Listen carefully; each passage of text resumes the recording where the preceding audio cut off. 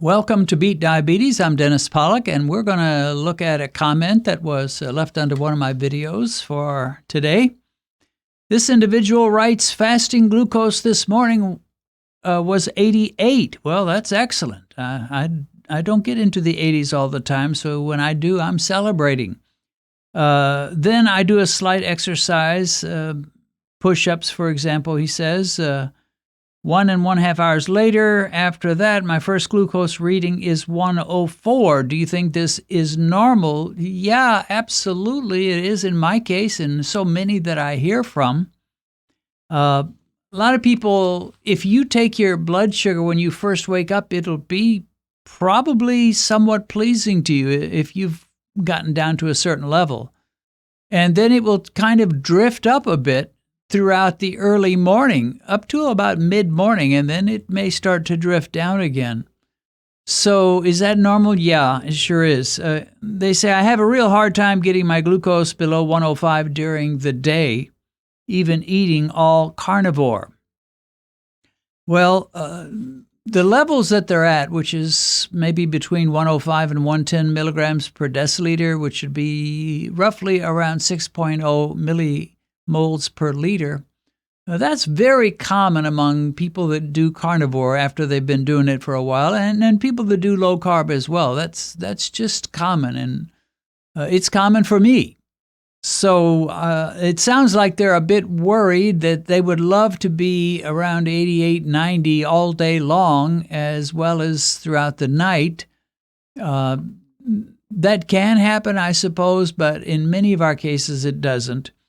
And the real issue, to me, there's two things that I'm concerned about. One would be, what is my average glucose throughout the day if I just take it randomly? And of course, it depends on whether you're doing it an hour after you've eaten, which is going to be about your highest level, versus it's been 4 or 5 hours since you've eaten.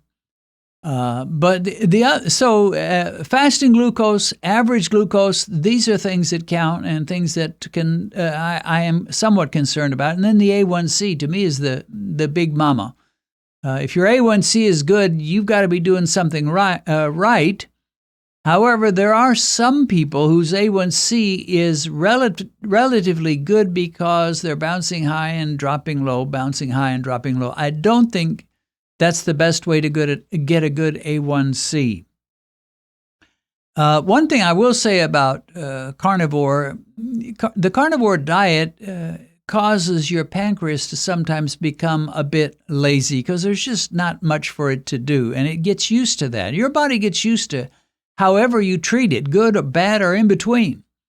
And so if you're giving it almost no carbs in the morning, no carbs in the lunchtime, throughout the day, it's just hardly getting any carbohydrates at all, your pancreas is just going to get kind of sluggish. And that's why sometimes if you do eat a high-carb meal after doing carnivore or very low carb for a long time, your body will overreact and you'll jump up real high. So it doesn't mean too much. The one thing you want to avoid, of course, would be the spikes. Spikes are just not a good thing. But the A1C is a good metric to check. And if your A1C is good and your spikes are not very high and you're staying under 130 or so, and like this guy says, I woke up with an 88. Well, to me, that's great. That's absolutely good. So if you say, well, I would love to be in the 80s all day long, for most of us, that probably is not going to happen. But if you can get an A1C in the low 5s, and that is very doable. I mean, it is doable, even though you may drift up a little higher than you would like in the daytime.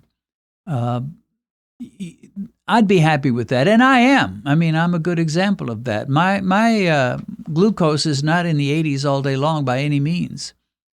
So trust the process, be patient, get to a level where your A1C is in a good solid range, and you have to decide that. That's not for me to tell you what to target as an A1C. It's not even really for your doctor to tell you. They can give you advice, But ultimately, you have to make the decision, and then you take the necessary steps to get to that A1C. And if your A1C is good and you're not doing a lot of spiking, it's time to be happy. It's time to celebrate. Things are going well, and chances are you will avoid those terrible diabetic complications and hopefully live a good, long life without any kind of those complications showing up. Do you need more information and inspiration about beating diabetes?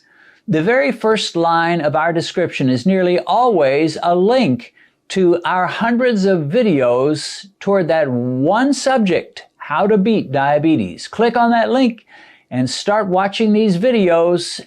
You'll be blessed and, I believe, greatly helped.